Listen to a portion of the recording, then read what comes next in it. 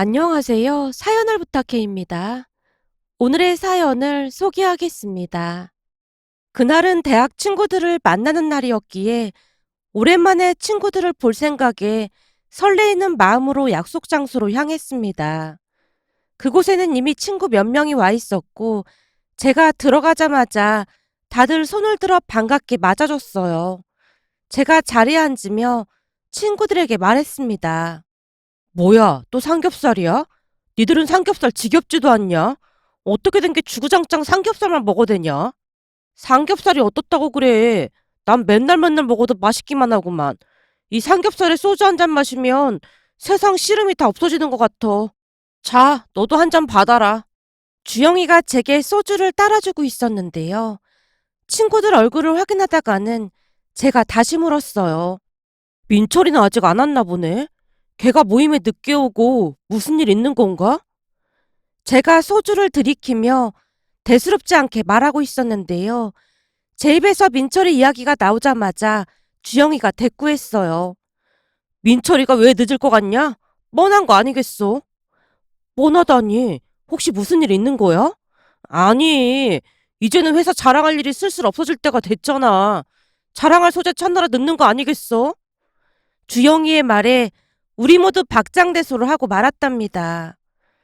민철이는 우리 동기 중에 제일 취업을 잘한 친구로 항상 어깨에 힘을 주고 다니는 그런 친구였습니다. 사실 그런 민철이를 좋아하는 친구는 많지 않았지만 친구들 대부분이 워낙 착했기에 그냥 모른 척하고 있었습니다. 민철이 말을 한 귀로 듣고 한 귀로 흘러버리면 그만이었거든요. 잠시 후 민철이가 가쁜 숨을 몰아쉬며 가게 안으로 들어왔습니다. 자리에 앉자마자 민철이가 짜증난다는 듯이 술을 찾았어요. 나 지금 완전 열받았으니까 소주 좀 가득 따라봐라. 왜? 무슨 일인데 그래? 무슨 이런 경우가 다 있냐? 나를 무시해도 유분수지. 어디서 감히 그런 여자를 소개를 해준다는 거야? 민철이가 짜증스레 소주를 들이키고 있었는데요. 제가 민철이에게 다시 물었어요. 왜? 소개팅한 거야? 근데 여자가 별로였어? 나 참 어이가 없어서. 아니 내가 중소기업을 다니는 것도 아니고 대한민국에서 이름만 대면 알아주는 대기업에 다니고 있는데 어떻게 나한테 과일 가게 하는 여자를 소개해 줄 수가 있어? 민철이가 씩씩대며 소주를 연거푸 들이키고 있었습니다. 민철이의 말에 친구들의 눈이 반짝반짝 빛나고 있었는데요. 하루하루 단조로운 생활을 하고 있던 우리에게 민철이의 이야기는 대단한 사건임에 분명해 보였으니까요. 소주를 들이키던 민철이에게 제가 다시 물었습니다. 과일 가게? 그게 뭐가 어때서 그래? 내가 보니 그 여자 얼굴이 별로였구만. 그니까 그거 핑계대고 그러는 거지? 아니거든. 내가 사진 봤는데 얼굴은 완전 예쁘더라고. 사실 우리 팀 선배가 그 여자 오빠인데 얼굴이 진짜 잘생겼거든. 니들이 그 콧날을 못 봐서 그런데 진짜 완벽한 조각 미남이라니까. 내가 혹시 동생이냐고 물어봤더니 있다는 거야.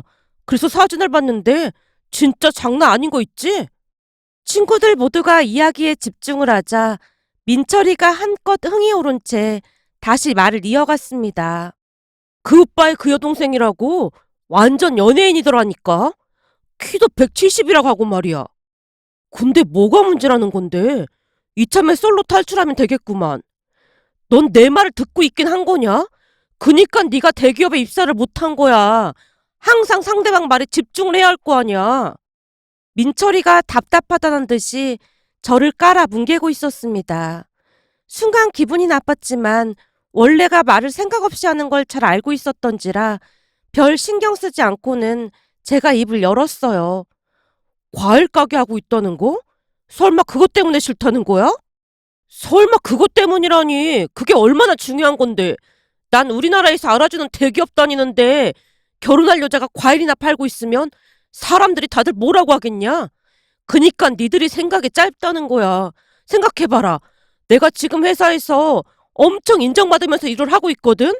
그럼 앞으로 승진도 막힘없이 하고 그럴 텐데 아내가 과일이나 팔고 있어봐라. 그것만큼 우스운 것도 없는 거야. 이 사람은 말이야. 서로 격이 맞는 사람들끼리 만나야 하는 게 맞거든. 난 네 논리가 좀 이해가 안 되는데? 과일 가게 한다고 격이 안 맞는다는 건 좀 아니지 않냐? 그런 게 뭐가 그렇게 중요하겠어. 사람 인성만 괜찮으면 되는 거지. 평소에는 민철이의 말을 한 귀로 듣고 한 귀로 흘러버리곤 했지만 직업을 비하하는 말에 저도 모르게 한마디 하고 말았습니다. 제 얼굴에 불쾌한 기색이 역력해 보이자 민철이가 버럭한 채 다시 말을 했어요. 뭐 인성? 너는 세상이 그렇게 아름답게만 보이냐? 돈이면 다 되는 세상이야. 인성 그게 뭐가 그렇게 중요해? 돈이 권력인 세상에. 하긴 니들처럼 작은 회사 다니는 사람들이 대기업 직원들 마인드를 알기나 하겠냐. 민철이가 다시 소주를 들이키고 있었는데요. 그날만큼은 저뿐만 아니라 친구들이 그대로 얼어붙은 채 민철이를 노려보고 있었습니다.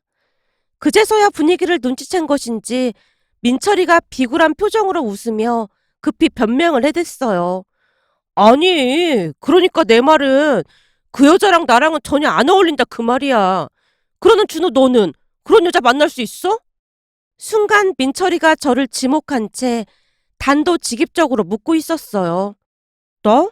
나야 당연히 만날 수 있지. 사람만 좋으면 됐지. 그런 게 문제될 게 뭐가 있겠어. 제가 도무지 이해가 안 된다는 표정으로 대꾸를 하고 있었는데요. 그래? 그럼 인성 따지는 고상한 네가 직접 만나보던지. 근데 네가 과일 파는 여자 사귄다고 하면 진짜 재밌긴 하겠다. 재밌다니? 뭐가 재밌다는 거야? 아니 그렇잖아. 니네 아버지는 정육점 하시잖아. 근데 네가 과일 가게 여자 사귀면 진짜 재밌을 것 같아서 말이야. 민철이가 다시 저를 대놓고 무시했습니다. 가만히 듣고만 있던 주영이가 제 편을 들듯 입을 열었어요. 비록 준우네 회사가 대기업까진 아니지만 그래도 우리나라에서 알아주는 중견기업 아니냐? 근데 민철이 너 말이 너무 심한 것 같다. 아니, 난 다른 뜻이 있어서 그런 건 아니고 준우가 마치 날 비난하듯 말하니까 그런 것뿐이지. 그니까 잘난 준우 네가 만나보라니까. 그러면 내가 네 말 다 인정해줄게. 민철이가 계속해서 비아냥거리고 있었고 친구들이 제 입만 뚫어져라 바라보고 있었습니다. 그 순간 객기였는지는 모르겠지만 제가 그러겠다고 대답을 했어요. 그래, 내가 한번 만나볼게. 물론 그쪽에서 괜찮다고 하면 말이야. 그래? 너 그 말 진짜지? 그럼 내가 내일 선배한테 네 얘기 잘 해놓을 테니까 너 나중에 딴 말하기 없기다. 내가 딴 말할 게 뭐가 있어. 단지 그쪽에서 거절할까봐 그게 걱정인 거지. 그까짓 과일 파는 여자가 싫다고 할 이유가 없잖아. 내가 사진 봤는데 얼굴은 아주 기가 막히더라고. 민철이가 다시 소주를 들이키며 곁눈질로 저를 노려보고 있는 게 느껴졌습니다. 하지만 저는 정말로 사람의 인성을 먼저 생각했기에 상대방의 직업은 그다지 개의치 않았습니다. 아니죠. 오히려 멋지다는 생각마저 들었다고 해야 할까요? 조금 전에도 잠시 이야기가 나왔듯이 우리 아버지께서 시장에서 정육점을 운영하고 계셨기에 장사가 얼마나 힘이 든지 너무나 잘 알고 있었거든요. 제 생각으로는 그런 생활력이라면 뭐든지 다 할 수 있는 그런 사람이겠구나 라는 생각마저 들었으니까요. 암튼 제가 소개팅을 하겠다고 하자 민철이가 의미심장한 표정으로 계속해서 저를 비웃고 있었습니다. 그렇게 며칠이나 지났을까요? 어느 날 민철이에게 전화가 걸려왔습니다. 준호야, 나다 민철이. 오, 민철아, 잘 지냈지? 나야 잘 지냈지. 근데 그때 그 소개팅 말이야. 과일 가게 아가씨. 내가 선배한테 네 얘기 엄청 잘 포장해서 말했더니 동생한테 물어보겠다고 했었는데 그 선배가 오늘 나한테 말하길 동생이 소개팅 해보겠다고 했다더라고. 아, 그래? 알았어. 그럼 나한테 연락처 보내주면 내가 약속 날짜 잡아볼게. 혹시나 소개팅 나갔다가 과일 가게 한다고 대놓고 무시하고 그러지는 마라. 그럼 앞으로 내가 선배 얼굴 보기가 좀 그렇잖아? 염려 붙들어 매라. 난 정말로 아무 상관없으니까. 그 뒤 민철이가 여자분 연락처를 보내왔고 시간이 날 때마다 여자분과 카톡을 주고받았는데요. 우선 카톡 사진상으로 보이는 모습은 무슨 연예인 같았다고 해야 할까요? 너무나 예쁘게 생긴 모습에 혹시 바로 차이는 건 아닌가 하는 걱정마저 들었답니다. 며칠 뒤 약속 날짜가 되어서 약속 장소로 들어갔습니다. 카페 안으로 들어가자마자 저 멀리 보이는 여자분 얼굴에서 광채가 나고 있었다고 해야 할까요? 그냥 한눈에 봐도 그녀가 분명해 보였습니다. 제가 떨리는 마음으로 그녀 곁으로 다가갔는데요. 그녀가 자리에서 일어나 싱그러운 미소를 지으며 반갑게 인사를 건넸습니다. 그 모습의 순간 제 심장이 쉴 새 없이 뛰기 시작했고 얼굴이 시뻘겋게 달아오르고 말았습니다. 제가 수줍게 고개를 숙이고 있자 그녀가 먼저 말을 꺼냈어요. 준호 씨는 사진이랑 똑같은 것 같아요. 예나 씨는 사진보다 훨씬 예쁘시네요. 정말요? 감사합니다. 사실 평소에는 과일 가게에서 일하느라 바빠서 대충 선크림만 바르고 다니는데 오늘은 제가 화장도 하고 그랬거든요. 아참, 제가 과일 가게 하고 있는 건 미리 알고 계셨죠? 네, 들어서 알고 있었습니다.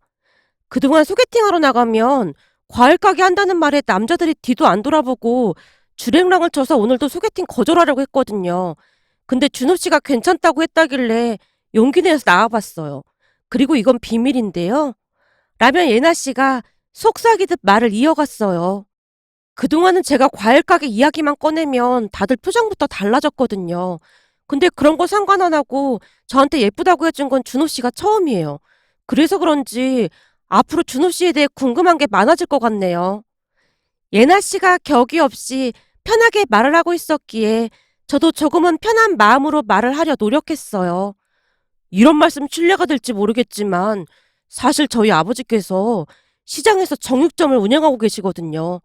그래서 장사하는 게 얼마나 힘이 든 일인지 옆에서 고스란히 지켜보며 자랐습니다. 근데 그 힘든 장사를 이렇게 여리게 보이는 분이 열심히 하고 계신다는 말에 저는 오히려 멋지다는 생각이 더 먼저 들었습니다. 그런 제 말에 많이 놀란 모습으로 예나 씨가 다시 말을 꺼냈어요. 오늘 처음 뵀는데 준호 씨 엄청 진실된 사람 같아 보여요. 아닙니다. 칭찬이 너무 과하신 것 같습니다. 라며 제가 머리를 긁적이고 있었는데요. 예나 씨의 얼굴에는 웃음만이 가득했습니다. 그 뒤 우리는 급격하게 친해져 갔습니다. 대화를 하면 할수록 너무나도 잘 맞았거든요. 결국 한 달도 되지 않아 우리는 연인 사이가 되었습니다. 여자친구가 생긴 뒤로는 하루하루 구름 위를 걷고 있는 기분이었다고 해야 할까요? 시간이 어떻게 가는지도 모른 채 여자친구와 즐거운 시간을 보내고 있었어요. 바쁜 와중에도 시간을 내서 자주 만나곤 했거든요. 물론 제가 여자친구 과일 가게로 찾아가서 같이 시간을 보내기도 했고요. 그러던 어느 날 역시나 민철이한테 연락이 왔습니다. 뭐야, 너 진짜 그 여자랑 사귀는 거야? 형수님한테 그 여자가 뭐냐? 앞으로는 형수님으로 깍듯이 모셔라. 내가 언제 한번 너한테 거하게 한 턱 낼게. 요즘은 밥을 안 먹어도 배가 부를 정도라니까. 보물 같은 예나를 소개해줘서 진짜 너무너무 고맙다. 우와, 그동안 네가 특이한 줄 알고 있었지만 이제 보니 진짜 별종 중에 별종이었네. 난 그냥 너 망신 주려고 소개해준 것뿐인데 그걸 또 진짜로 사귀고 있네. 아무튼 난 네가 소개해달라고 해서 해준 것뿐이니까 나중에 나 원망이나 하지 마라. 야, 원망을 하긴 왜 원망을 하겠어. 딱 내 이상형이구만. 제가 계속해서 여자친구 칭찬을 하고 있었지만 민철이가 한심하다는 듯이 한숨을 쉬다가는 전화를 끊었습니다. 하지만 우리는 정말 행복한 시간을 보내고 있었는데요. 시간이 지나면 지날수록 잘 맞는 게 한두 가지가 아니었거든요. 여자친구와 사귄 지 3달 만에 과일 가게에서 여친 할머님을 뵙기도 했는데요. 그날은 여친이 좋아하는 초밥을 포장해서 과일 가게로 갔는데 할머니께서 가게에 나와 계셨어요. 총각이 우리 예나 남자친구구만. 안녕하세요. 예나한테 말씀 많이 들었습니다. 우리 예나가 내 얘기도 했어요? 그럼요. 할머님 할아버님께서 하시던 가게를 이어받았다고 들었습니다. 두 분께서 장사 노하우를 많이 알려주셔서 지금 아주 잘하고 있다고요. 우리가 알려준 게 뭐가 있다고. 지가 알아서 잘한 거지. 우리 예나가 장사 쪽으로 아주 트였다니까. 우리까지만 운영하고 문 닫을까 했더니만 우리 예나가 장사 시작하고 나서 매출이 어마어마하게 올랐잖아. 우리 예나가 복덩이야, 복덩이. 맞습니다. 얘네가 복덩입니다. 총각이 아주 시원시원한 게 마음에 드네. 그 뒤에 할머님과 자주 만나면서 여친 부모님께도 자연스레 인사를 드리게 되었습니다. 결국 우리가 사귄 지 1년이 다 되어갈 무렵 결혼 이야기가 오갔고 상견례를 한 뒤 결혼식 날짜가 잡혔어요. 그러다 어느 날은 친구들에게 청첩장을 주려고 다시 만났는데요. 친구들이 축하해주고 난리도 아니었습니다. 한마디로 그냥 축제 분위기였다고 해야 할까요? 친구들이 진심으로 축하해주는 모습에 제가 큰 목소리로 말을 했습니다. 오늘은 내가 거하게 한 통 낼 테니까 마음껏 먹어라. 진짜? 그럼 우리 이 식당에서 제일 비싼 소고기 시켜도 되냐? 그럼 이 형이 장가 간다는데 그까지 소고기가 문제겠냐? 그렇잖아도 우리 예나가 나한테 카드 주면서 잘 대접하고 오라고 했어. 뭐? 예나 씨가 카드를 줬단 말이야? 결혼 안 한 니들은 잘 모르나 본데 원래 경제권은 아내가 갖고 있는 게 좋은 거거든. 난 그냥 예나가 하라는 대로만 하면 되는데 얼마나 속편한지 몰라. 오늘도 니들한테 청첩장 돌리고 온다니까 마음껏 쓰라고 카드를 주는 거 있지. 와, 부럽다. 완전 아내 찬스네. 주영이가 부러운 듯 감탄하고 있었는데요. 내내 듣고만 있던 민철이가 제게 조용히 물었어요. 준호야, 내가 선배한테 듣기로 예나 씨가 집도 해온다고 하던데 사실이냐? 집? 아, 그렇지. 그동안 열심히 돈 벌어서 집도 이미 마련해 놨다고 하더라고. 그래서 내가 혼수해 가는 걸로 했고 나머지 돈은 다 예나한테 보냈어. 아니, 과일 팔아서 돈을 얼마나 벌길래 그 나이에 벌써 집이 있어? 그동안 우리 예나가 일만 하고 돈 쓸 일이 없었다고 하더라고. 나도 깜짝 놀랐는데 돈을 어마어마하게 많이 벌어놓은 거 있지. 아니, 과일 판데 무슨 돈을 그렇게나 많이 벌어? 민철이가 의심 가득한 눈빛으로 바라보고 있었습니다. 준호야, 너 말이야. 혹시 사기 결혼 당하는 거 아니냐? 그렇잖아. 그까지 과일 팔아서 돈을 그렇게나 많이 벌었다는 게 말이 안 되는 소리잖아. 아무래도 민철이가 큰 충격을 받은 것 같아 보였는데요.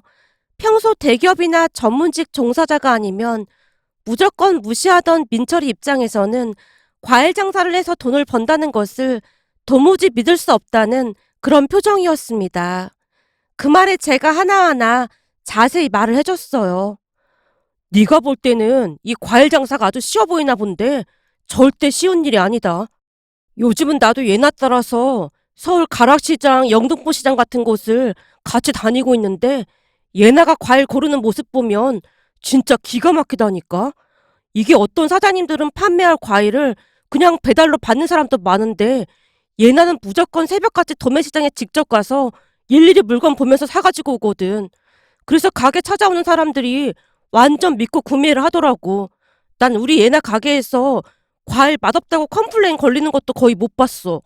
원래 할머님, 할아버님께서 운영하실 때는 그냥 도매시장에서 배달을 받으셨다고 하는데 예나가 직접 가서 사가지고 온 뒤로 매출이 어마어마하게 올랐다고 하더라고.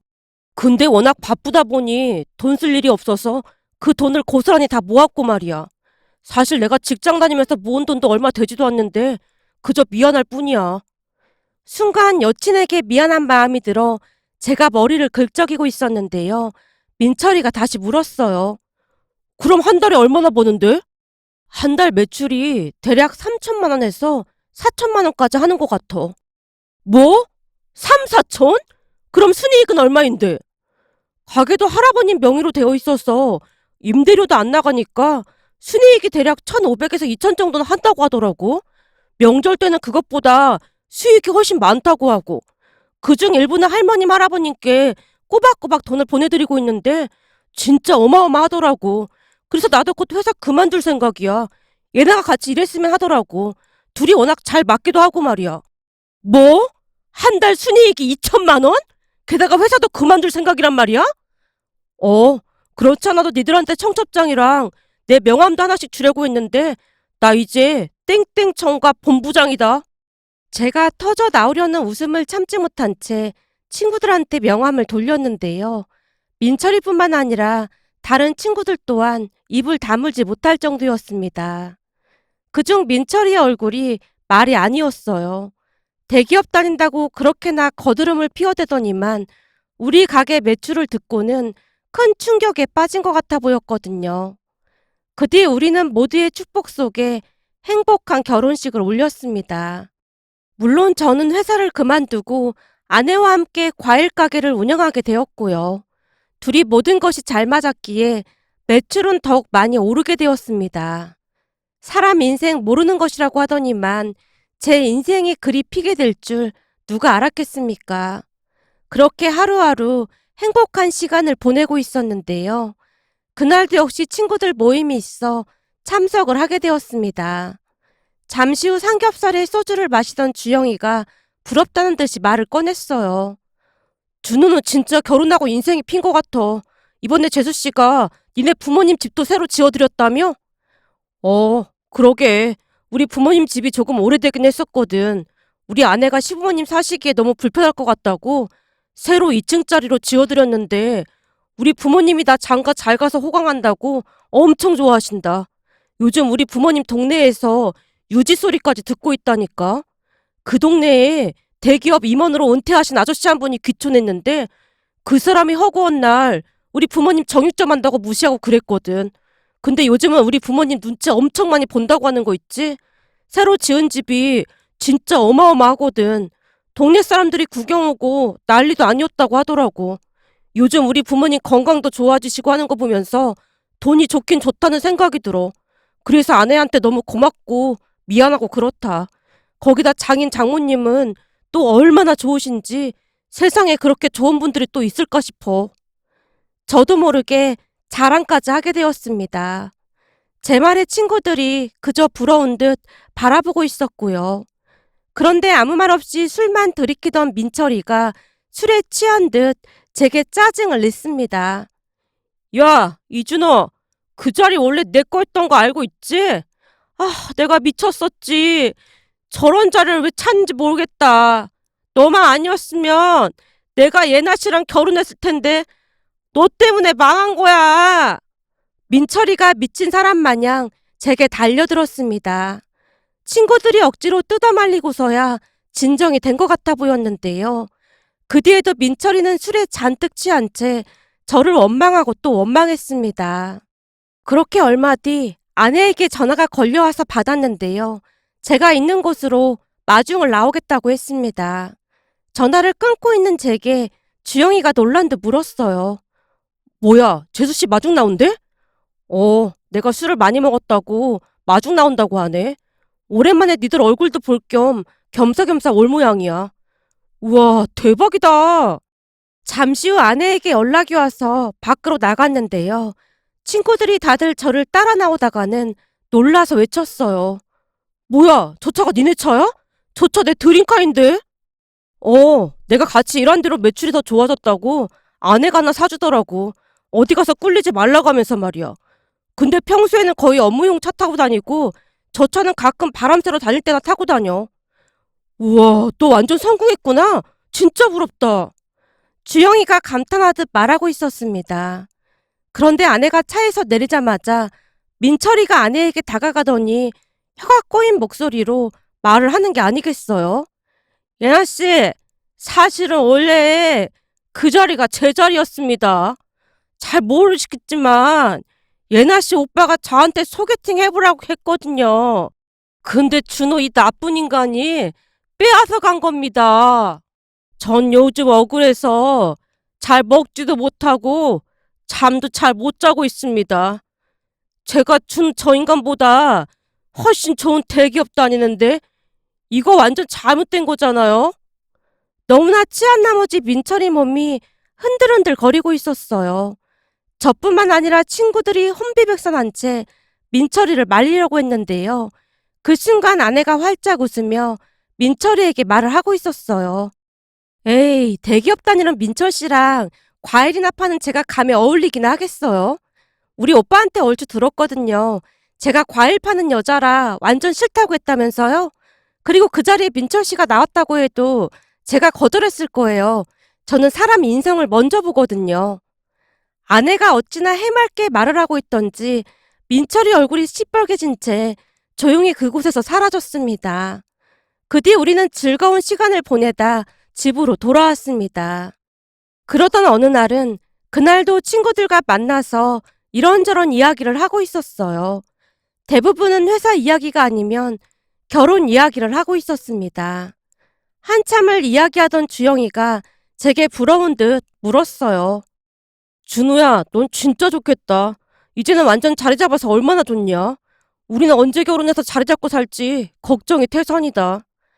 니들도 곧 좋은 소식 있을 거니까 너무 그러지들 마라. 근데 사람 인생 참 알 수가 없다고 하더니만 대학 내내 민철이가 널 그렇게나 싫어했잖아?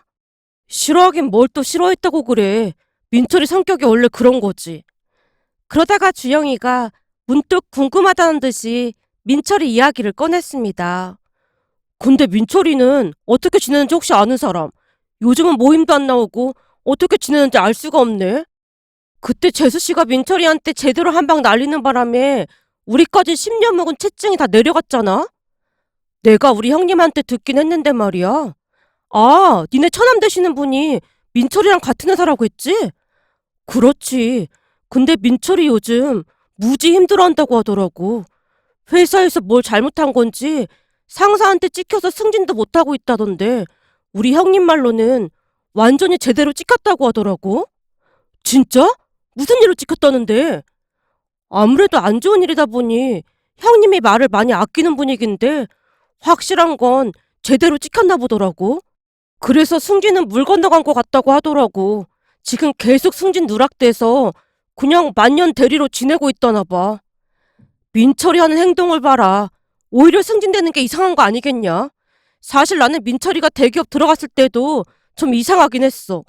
네가 실력도 더 좋고 그랬는데 민철이는 붙고 넌 떨어졌다는 말에 민철이가 운이 좋았나 보다 그랬거든? 근데 민철이가 운이 좋았던 게 아니라 너를 도와주려고 그 대기업에 들어간 꼴이 된 것 같아서 기가 막힐 뿐이다. 주영이가 만감에 교차한다는 표정으로 소주를 들이키고 있었습니다. 문득 돌이켜보니 어찌됐든 민철이 덕분에 제 인생이 바뀌었다는 생각이 들긴 했어요. 암튼 저는 민철이한테 많이 많이 고맙긴 하거든요.